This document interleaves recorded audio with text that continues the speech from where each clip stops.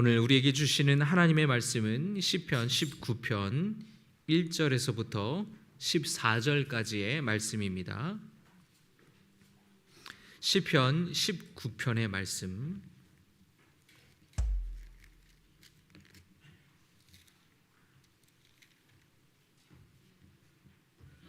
1절부터 14절까지의 말씀입니다.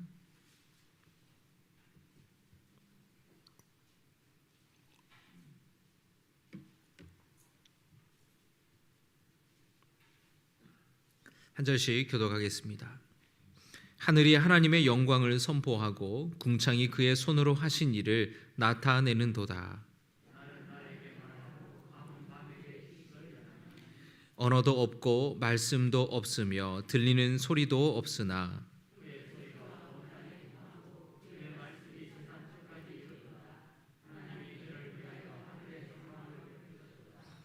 해는 그의 신방에서 나오는 신랑과 같고 그의 길을 달리기 기뻐하는 장사 같아서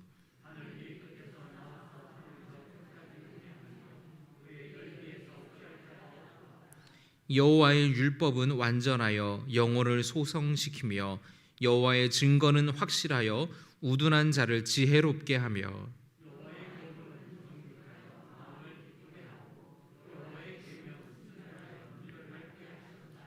여호와를 경외하는 도는 정결하여 영원까지 이르고 여호와의 법도 진실하여 다 의로우니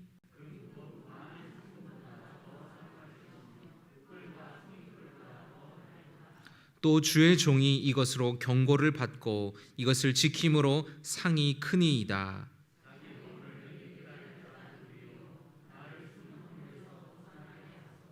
또 주의 종에게 고의로 죄를 짓지 말게 하사 그 죄가 나를 주장하지 못하게 하소서. 그리하면 내가 정직하여 큰 죄가에서 벗어나겠나이다.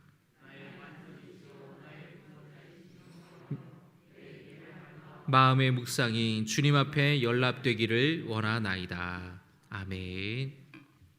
오늘도 좋으신 주님의 은혜와 평강이 함께 하시기를 바랍니다. 드리신 헌금 봉헌하겠습니다. 요한 선교회에 우리 구제헌금 드리셨습니다. 금옥순 권사님 감사헌금 드리셨습니다. 기도하겠습니다. 주님, 이 시간에 주님 전에 나옴에 있어서 귀한 예물 드리는 손길 기억하여 주시옵소서. 주님이 베풀어 주신 은혜에 감사하여 귀한 예물 감사헌금으로 올려드립니다. 또 우리 성도들 가운데에 또 우리 요한선교회 또 구제헌금을 통하여서 또 우리 성도들을 돕고 함께 위로하기를 소원하오니 주님 이 예물을 받아 주시옵시고 예물이 전해지는 곳에 주님의 사랑이 주님의 돌보심이 주님의 마음이 전해지게 하여 주시옵소서. 예수님의 이름으로 축복하며 기도 올리옵나이다. 아멘. 오늘 시편 19편의 말씀 여호와 하나님을 경외하는 성도라는 제목으로 하나님의 말씀을 나누도록 하겠습니다. 영국의 작가이자 유명한 영성가로 알려져 있는 C.S. 루이스가 이 시편 19편을 시편 모든 말씀 가운데에 가장 위대한 시편으로 꼽고 있습니다. 그것은 이 시인이 온 우주 만물을 통하여서 하나님을 찬양하고 또 하나님이 주신 말씀을 통하여서 또 하나님을 찬양하는 그 고백이 너무나 참 깊은 영성이 담겨져 있고 그 믿음의 고백이 담겨져 있기 때문이 아닌가 싶습니다. 1절에서 6절까지의 말씀이 전반부고 또 7절부터 끝절까지가 하반부라고 할 수 있는데 1절에서 6절까지의 말씀을 보면 시인이 자연 만물을 바라보면서 그 속에 깃들어 있는 하나님의 권능과 위엄을 발견하고 찬양하는 것을 볼 수가 있습니다. 1절의 말씀 여러분 같이 한번 읽겠습니다. 시작. 하늘이 하나님의 영광을 선포하고 궁창이 그의 손으로 하신 일을 나타내는도다. 2절입니다.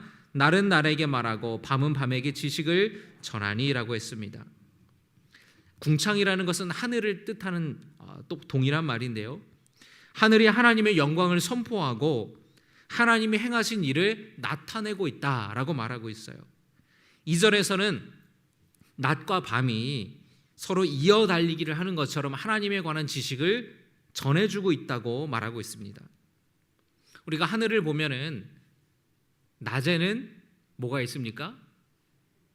밝히 비춰주는 태양이 있죠. 낮에는 해가 있고 밤에는 뭐가 있습니까? 달과 별들이 있죠. 도시에 우리가 살아가다 보니까 밤하늘에 별을 보기가 쉽지 않죠. 또 요즘에 미세먼지 때문에 날이 이렇게 미세먼지가 잔뜩 끼면은 하늘의 별이 잘 보이지도 않습니다. 또 별이라고 생각했는데 알고 보니까 별이 아니라 인공위성일 때도 많아요. 그런데 우리가 가끔씩 이렇게 시골을 갈 때 보면은 날이 맑을 때에 밤하늘의 별이 너무나 많은 것을 우리가 볼 수 있게 됩니다. 시인은 하늘의 해와 달과 별을 보면서 그냥 아름답다 이렇게만 고백하지 않고 그곳에 깃든 하나님의 권능을 바라보고 하나님의 창조하신 하나님의 은혜를 깨닫고 그것들이 하나님을 나타낸다고 고백을 하고 있는 거예요. 여러분, 우리가 보통 여행을 가면은 풍광이 좋은 자연이 좋은 곳을 갈 때가 많죠. 국립공원을 간다든지 아니면은 바다를 간다든지 또는 해외로 여행을 갈 때에도 그곳에 멋진 그런 폭포나 그런 멋진 자연들이 있는 곳을 이제 구경하게 됩니다. 그럴 때에 그 자연에 우리가 압도되는 그런 경험을 할 때가 있어요. 야, 어떻게 세상에 이런 게 이렇게 생길 수가 있냐. 그 대단한 거를 보면서 우리는 뭐를 합니까? 사진을 찍죠. 다시 집에 와서 잘 보지도 않으면서 사진을 찍습니다. 근데 풍경만 찍는 것이 아니라 그 안에서 꼭 셀카를 찍어요. 왜? 거기 갔다라는 증거를 남기기 위해서 자연을 찍습니다. 우리는 그렇게 자연을 바라보면서 참 자연이 대단하다, 멋지다, 힐링도 되고 합니다. 그런데 시인은 거기에 멈추는 것이 아니라 우리가 바라보는 그 하늘의 해와 달과 별들을 그 광경을 보면서 그 자연에서 하나님의 권능을 창조하신 위대하신 하나님의 창조를 찬양하는 거예요. 2절에서 지식을 전해준다라고 표현하고 있죠. 그것은 이 해와 달과 별들이 빛나는 하늘을 바라볼 때에 그 하늘을 묵상할 때에 우리의 지혜로는 이해할 수 없고 헤아릴 수 없는 하나님에 대한 인식을 우리에게 가져다 준다라는 것이에요. 3절의 말씀 우리 같이 읽겠습니다. 언어도 없고 말씀도 없으며 들리는 소리도 없으나 4절입니다. 그의 소리가 온 땅에 통하고 그의 말씀이 세상 끝까지 이르도다. 아멘. 시인은 사람이 들을 수 있는 소리는 없지만 분명히 온 땅 구석구석까지 스며드는 소리가 있다고 말하고 있어요. 이 소리는 시인만 감지할 수 있는 소리예요. 하나님을 느끼는 영적인 감각이 있는 사람만 들을 수 있는 소리입니다. 하나님이 창조하신 이 자연물이 만물이 하나님을 찬양하는 소리를 듣는 거예요. 그것이 사람이 말하는 그런 들리는 소리는 아니지만 그 자연을 볼 때에 하나님을 찬양하는 소리가 들린다라는 거예요. 이 시인의 시적인 표현이죠.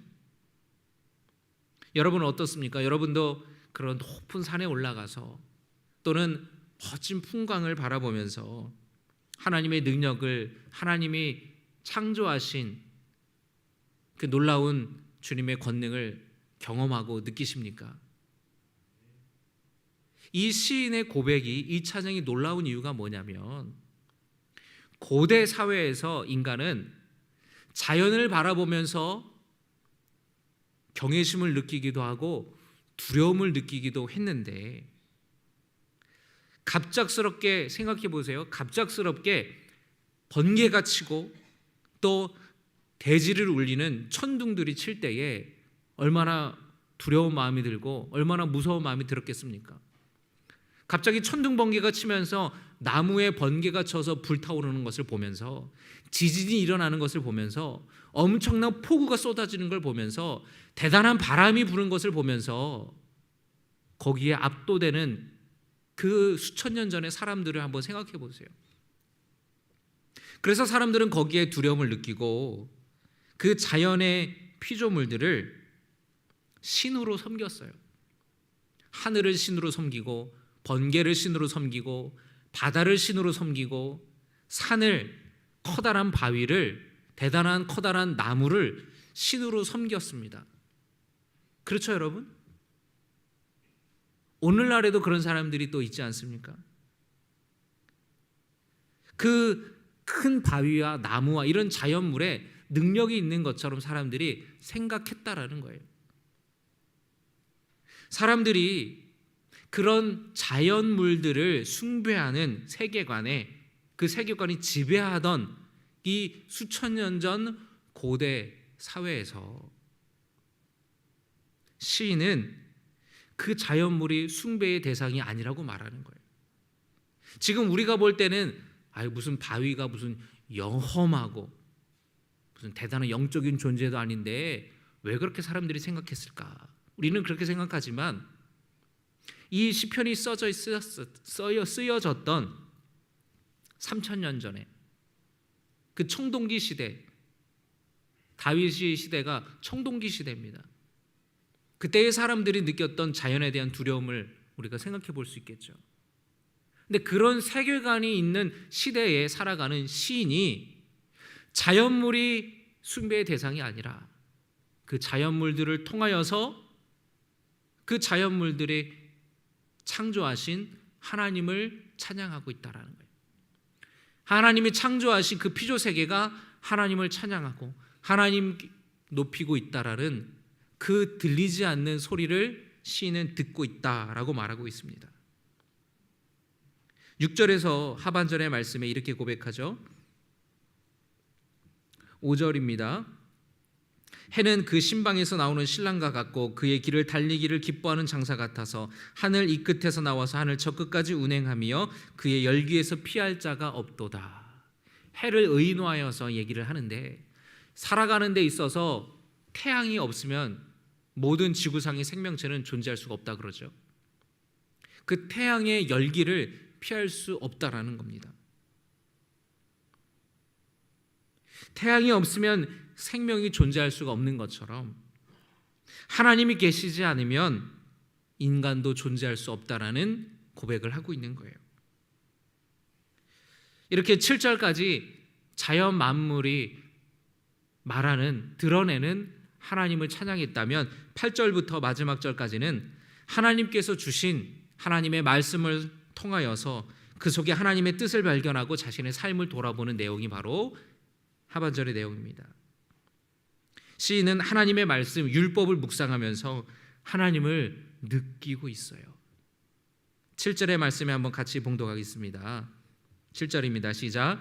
여호와의 율법은 완전하여 영혼을 소성시키며 여호와의 증거는 확실하여 우둔한 자를 지혜롭게 하며 9절입니다. 8절입니다. 여호와의 교훈은 정직하여 마음을 기쁘게 하고 여호와의 계명은 순결하여 눈을 밝게 하시도다. 여호와를 경외하는 도는 정결하여 영원까지 이르고 여호와의 법도 진실하여 다 의로우니. 아멘. 시인은 하나님의 말씀을 통해서 지치고 피곤한 자에게 생기를 주신다고 말씀하고 있어요. 여러분, 말씀을 통하여서 생기를 얻고 활력을 얻고 하나님이 주시는 새 힘을 공급받으시기를 주의 이름으로 축원합니다. 하나님의 말씀이 우리를 지혜롭게 한다고 말씀하고 있어요. 하나님의 말씀이 우리에게 기쁨을 주신다고 말씀하고 있습니다. 우리의 눈을 밝히게 해주신다고 말하고 있습니다. 여러분, 이 시인의 고백이 저와 여러분의 고백이 되기를 주님의 이름으로 축원합니다. 우리가 주보에 매주 한 절씩 암송 말씀을 싣고 있죠. 여러분 잘 암송하고 계십니까? 벼락치기 하기에는 우리의 머리가 이미 나이가 많이 들었잖아요. 벼락치기는 여러분 중학교 고등학교 때나 하는 거지 지금은 벼락치기 할 수는 없어요. 근데 이런 분들 계실 겁니다. 목사님, 벼락치기 아니라 차근차근 암송을 해도 소용이 없어요. 뒤돌아서면 까먹어요. 충분히 이해가 갑니다. 참 우리 지난 시간에 우리 암송 대회를 할 때에 참 너무 많은 제가 감명을 받았어요. 이렇게 우리 성도님들이 하나님에 대한 말씀에 사모함이 있구나. 이게 쉽지 않은데 한 절 암송하는 것도 쉽지 않은데 두 절, 세 절, 또 어떤 분들은 혼자서 넷, 다섯 절씩 이렇게 암송하시는 분도 계셨는데 또 그 말씀을 암송하기 위해서 선교회별로 함께 모여서 연습도 하고 훈련하고 이걸 암기한다라는 거는 한 번 봐서는 안 되는 거예요. 여러분 암송하는데 그 말씀을 몇 번 보셨습니까? 최소한 5번에서 10번 정도는 그 말씀을 보셨을 거예요. 목사님 10번 갖고 안 돼요. 셀 수 없이 많이 말씀을 보셨을 겁니다. 근데 그 말씀을 우리가 계속해서 묵상하는 거, 곱씹어보고 되새김질하고 그 뜻을 살펴보고 한 글자 한 글자 틀리지 않으려고 신경 쓰고 긴장하고 우리가 온 모든 것을 다 집중할 때에 그 말씀이 주시는 힘이 있지 않습니까? 끝나고 나서 여러분 다 까먹지 않으셨을 거예요. 다 까먹으셨나요? 그 말씀이 여러분 우리 마음에 새겨지는 겁니다. 말씀을 암송하는 거는요 적금을 붓는 것과 똑같다는 말씀을 제가 드린 적이 있어요. 계속 꾸준히 매월 적금을 붓습니다. 그러면 그게 1년을 적금을 붓고 2년을 붓고 3년을 부으면 나중에 그게 목돈이 되어서 우리가 필요할 때에 꺼내실 수 있는 거잖아요. 우리가 말씀을 한 절씩 한 절씩 적금 붓듯이 암송하게 되면은 우리의 삶에 어려움이 찾아오고 고난이 찾아올 때에 그 말씀을 꺼내어서 그 말씀이 주님께서 생각나게 하여서 그 말씀이 우리에게 힘을 주시고 우리를 지혜롭게 하시고 영적인 분별력을 주신다라는 것을 여러분 믿으시기를 바랍니다. 이 시인의 고백처럼 여러분들이 말씀을 암송하고 말씀으로 살아갈 때에 그 말씀을 힘입어서 한 주간도 살아갈 수 있기를 주의 이름으로 축원합니다. 말씀을 통해 여러분의 지친 심령이 위로를 받고 낙심한 우리의 마음들이 새 힘을 얻기를 바랍니다. 내가 말씀을 붙잡을 때에 오히려 말씀이 우리를 붙잡아 주신다라는 것을 여러분 기억하시기를 바랍니다. 하나님께서는 이 성경 말씀을 통하여서 우리에게 당신의 뜻을 알려주시고 우리에게 말씀하시는 거예요. 말씀을 통해 우리는 하나님의 음성을 듣습니다. 말씀을 통하여서 우리는 하나님의 위로를 받는 거예요. 하나님의 말씀을 통해 은혜를 경험했던 시인은 그래서 다음과 같이 이렇게 고백합니다. 10절의 말씀입니다. 시작. 금 곧 많은 순금보다 더 사모할 것이며 눈을 어떻게 됩니까? 꿀과 송이꿀보다 더 달도다. 아멘. 재물이 우리의 줄인 영혼을 채워주지 못한다라는 거예요. 하나님의 말씀이 우리의 영혼의 갈급함을 채워주심을 믿습니다. 시인은 이 말씀을 통한 위로를 경험했기 때문에 말씀을 통해서 내가 새 힘을 공급받고 지혜를 얻고 깨달아지고 이 세상을 바라보는 눈이 밝혀졌기 때문에 그 하나님의 말씀이 금보다 더 귀하다라는 거예요. 금보다 더 사모하는 마음이 있다라는 겁니다. 꿀송이보다 달다. 이 말씀이 달콤하게 느껴진다라는 거예요. 너무 좋다라는 거예요. 여러분 어떤 거를 할 때에 혹은 뭐 때문에 여러분이 마음이 참 위로가 되고 정말 다 달고 맛있는 꿀을 먹는 것 같은 그런 기분 좋음을 느끼십니까? 어디서 느끼세요? 어디서 느끼세요? 하나님의 말씀을 통하여서 여러분이 이 위로를 받을 수 있다는 것을 믿으시기 바랍니다. 하나님의 말씀을 경험하지 못한 사람, 하나님께서 말씀을 통해서 주시는 위로를 경험하지 못한 사람은 결코 이 고백을 할 수가 없다라는 거예요.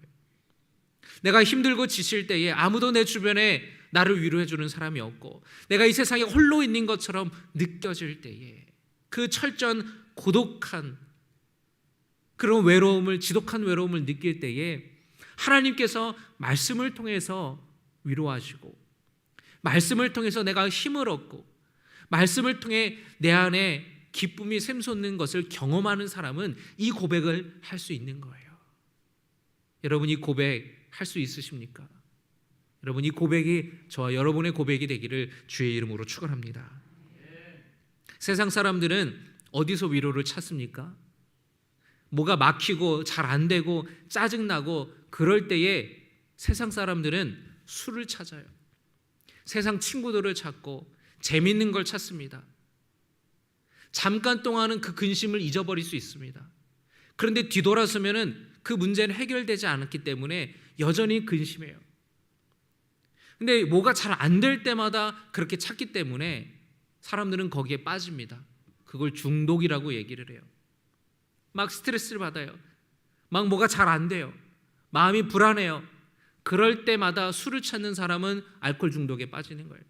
그럴 때마다 게임에 빠지는 사람, 도박에 빠지는 사람은 도박 중독에 빠지고 게임 중독에 빠지는 거예요.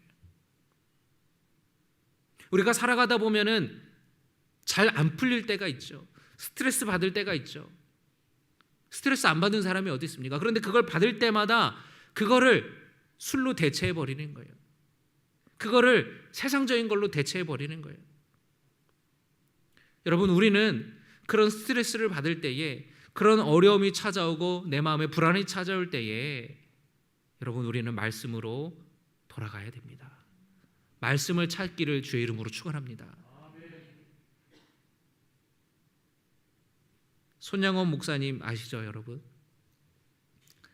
나병 환자를 위해서 평생 자신의 삶을 드렸던 그 손양원 목사님의 여수에 가면은 애양원이라고 있어요. 목사님이 목회하시고 그 기념관들을 이렇게 볼 수가 있는데, 거기에 그 손양원 목사님의 설교문이나 이런 기도문들도 이제 책들을 이제 책으로 출판된 것들을 보게 되는데, 거기서 참 제 마음에 울리는 그런 한 문장이 있었어요. 그 손양원 목사님이 뭐라 그러시냐면은, 나는 예수 중독자가 되고 싶다, 그런 말씀을 하셨어요. 예수 중독자가 되고 싶다. 여러분, 여러분의 삶 속에 기쁠 때에, 감사할 때에, 또는 마음이 슬프고 외로울 때, 마음이 불안할 때에 찾는 분이 예수님이시기를 주님의 이름으로 축원합니다. 그럴 때 말씀을 찾고 기도의 자리로 나올 수 있는 성도 되시기를 주님의 이름으로 축원합니다. 그럴 때에 우리는 금보다 더 귀한 말씀의 은혜를 경험하게 될 것이에요. 꿀보다 단 주님의 위로를 경험하게 되는 것이에요. 우리가 신앙생활하면서 이걸 경험하지 못하고 신앙생활을 한다면 너무 우리는 불쌍하지 않습니까? 혹시 여러분 이런 마음을 잃어버린 성도님들이 계시다면 회복할 수 있기를 주의 이름으로 축원합니다. 우리는 과거를 살아가는 것이 아니라 현재를 살아가야 돼요. 과거에 내가 참 은혜를 많이 받았고 참 많이 봉사했고, 그때는 내가 성령 충만해서, 그때는 참 열심히 기도했는데, 지금은 내가 뭐 나이도 들고 지금은 내가 상황이 이래저래 해서. 그런데 여러분, 우리가 과거에 살아가는 것이 아니라 현재를 살아가는 성도 되었으면 좋겠어요.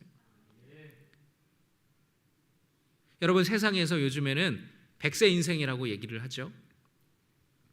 70 넘어서도 80 넘어서도 여전히 일을 많이 하십니다. 그만큼 강건해졌고 건강하신 분들이 많으세요. 여러분, 신앙생활에 은퇴는 없어요. 주님 가를 때가 은퇴인 거예요. 보통 우리가 여러분 목사님들도 70이면 은퇴를 하고요. 장로님들도 70이면 은퇴를 합니다. 이 원로가 되는 거죠. 그런데 저는 신앙생활에는 은퇴가 없다고 생각해요. 몇 년 전에 은퇴하신 어느 목사님께서 후배들과 같이 만나는 자리에 그런 얘기를 하더라고요. 내가 이제 목회를 은퇴하게 되는데 이제 더 예수 잘 믿으려고 한다고 그런 말씀하신 것이 기억이 나요. 예수 믿는 데는 은퇴가 없는 겁니다. 여러분 이제 내년에 70 되시는 우리 성도님들 계시잖아요. 목사님 속해 빼주세요. 모두 빼주세요. 물론 몸이 이제 우리가 50이 넘어가고 60, 70이 되면은 때로는 몸에 이상이 찾아오고 예전만큼 체력도 없고 그러실 거예요. 그런데 여러분 물론 그런 상황을 우리가 다 이해할 수 있고 당연히 이렇게 우리가 다 모두가 다 그렇지만 우리 신앙생활에 있어서는 은퇴가 없다라는 거예요. 70이어도 또 80이어도 우리는 강건한 분들이 많지 않습니까? 70, 80이어도 얼마든지 우리는 또 여행도 다니고 또 자녀들과 좋은 시간도 가고 또 어떤 분들은 TV에서 보니까 막 70, 80인데 막 웨이트 트레이닝 막 무거운 거 역기를 막 들고 막 그러시더라고요. 어떤 분들은 은퇴하고 나서 취미 활동으로 막 대단한 그런 성과를 내는 분들도 계시더라고요. 그렇구나. 우리 교회에서도 70이 넘었다고 이제는 다 이렇게 손 떼고 그러기보다는 오히려 더 할 수 있는 분들은 더 열심히 더 왕성하게 교회 일을 하셨으면 좋겠다. 왜냐하면 이제 세상에서는 은퇴하셨잖아요. 여러분 언제 교회 일 합니까? 젊을 때 애 낳고 자식 키울 때는 애 키우느라고 바쁘고 회사 일 하느라고 정신없고 그렇게 자식 키우다가 바쁘다가 이제 여러분 회사 일 은퇴하시고 60이 되고 70이 되셨으면은 이제 나는 교회 일도 은퇴할래요 하면은 언제 주님의 일을 하겠습니까? 여러분 이제 우리가 세상에서 만약에 60에 70에 은퇴했다면 이제는 남은 생애는 더 열심히 기도하고 더 열심히 주님의 일을 힘쓰는 성도 되시기를 주의 이름으로 축원합니다. 할렐루야. 주님의 일을 하고 우리에게 주님이 건강 주신 거예요. 우리 모두가 몸이 아프신 분들 여러분 기도하세요. 그냥 건강 주세요 이런 기도하지 마시고 건강해서 주의 일 하게 해주세요. 그렇게 여러분 기도하시기를 바랍니다. 할렐루야. 하나님께서 우리에게 힘 주셨을 때에 일할 수 없는 날이 찾아오기 전까지 주님의 기쁨이 되는 주님의 자녀들 되시기를 주의 이름으로 축원합니다. 시인은 또한 이 말씀을 통해서 내가 얼마나 부족한 존재라는 것을 깨달아요. 13절의 말씀입니다. 같이 한번 읽겠습니다. 13절입니다. 시작.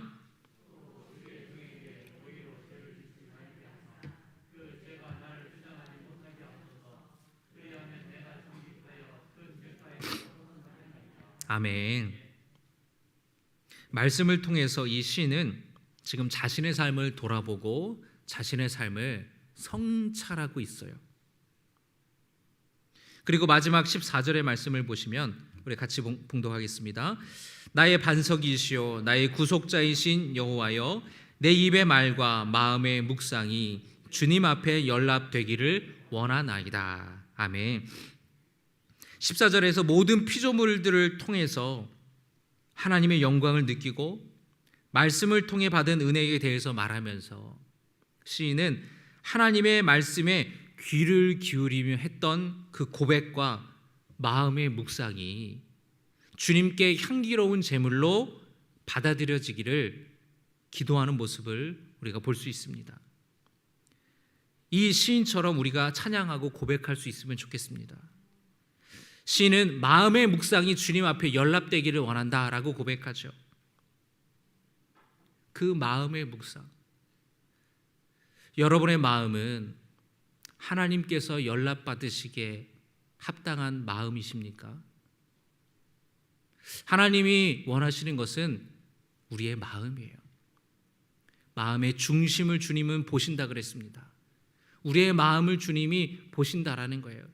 우리의 마음이 어디에 있는지, 우리의 마음의 중심에 하나님이 있기를 주의 이름으로 축원합니다. 예배당의 자리에 앉아 있어도 마음의 다른 곳에 있다면 그 예배를 우리가 제대로 드렸다고 할 수 있겠습니까? 한번 여러분 우리가 생각해 보세요. 우리가 일주일 동안 짓는 죄들, 그 죄들이 사실은 우리 다 마음의 죄들 아닌가요? 일주일 동안 내가 지었던 죄들이 있다면 한번 생각해 보세요. 내가 행동으로 지은 죄들보다는 마음으로 지은 죄들이 훨씬 더 많을 거예요.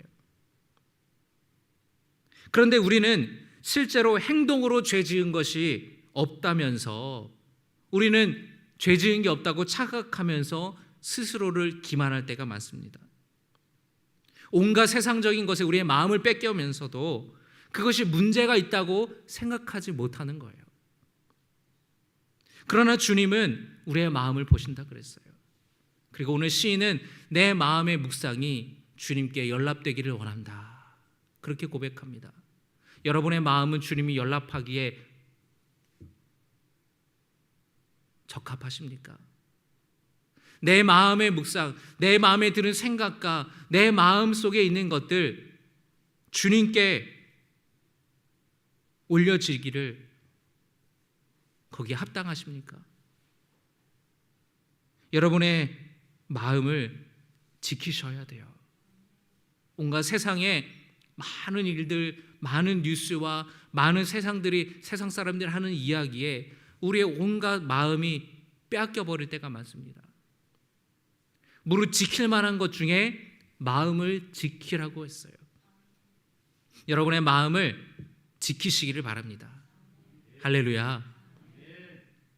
마음 굳게 먹어야 돼요. 그렇게 마음을 굳게 먹어도, 단디해도 마귀는 우리의 마음에 계속해서 그 틈을 파고들어서 죄악된 마음을, 죄악된 생각을 하게 만들어요. 우리 대부분의 죄들은 마음의 죄고 마음에서 시작되는 것입니다. 시인이 말씀을 통하여서 자기의 마음을 성찰하고 자기의 마음을 계속해서 돌아보는 것처럼 그 말씀을 통해서 우리가 힘을 얻고 위로받을 뿐만 아니라 내 삶을, 내 마음을, 내 생각을 우리는 돌아볼 수 있어야 된다는 것이에요. 세상적인 것에 마음 뺏기는 것이 아니라, 마음으로 죄 짓는 것이 아니라 우리의 마음이 하나님께로만 향할 수 있는 그런 성도 되시기를 주의 이름으로 축원합니다. 우리 시간에 같이 찬양하겠습니다. 나의 입술의 모든 말과, 우리 찬양하면서 주신 말씀을 기억하면서 함께 합심하여 기도하겠습니다.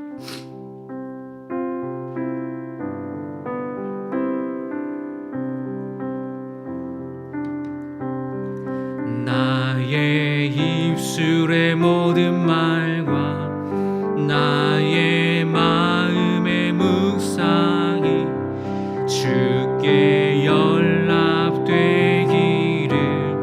원하네. 나의 입술의 모든 말과 나의 마음의 묵상이 주께 연락되기를 원하네. 생명이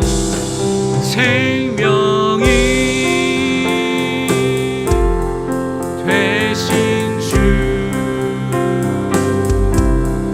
반석이 되신 주, 나의 입술의 모든 말과 나의 마음의 묵상이 주께 연락되기를 원하네. 우리 이 시간에 함께 기도할 때에 주님, 내 입술의 모든 말과 나의 마음의 묵상이 연락되기를 원합니다. 주님 우리의 마음을 지켜 주시옵소서. 이 시간 주여 세 번 부르시고 기도하겠습니다. 주여 주여 주여.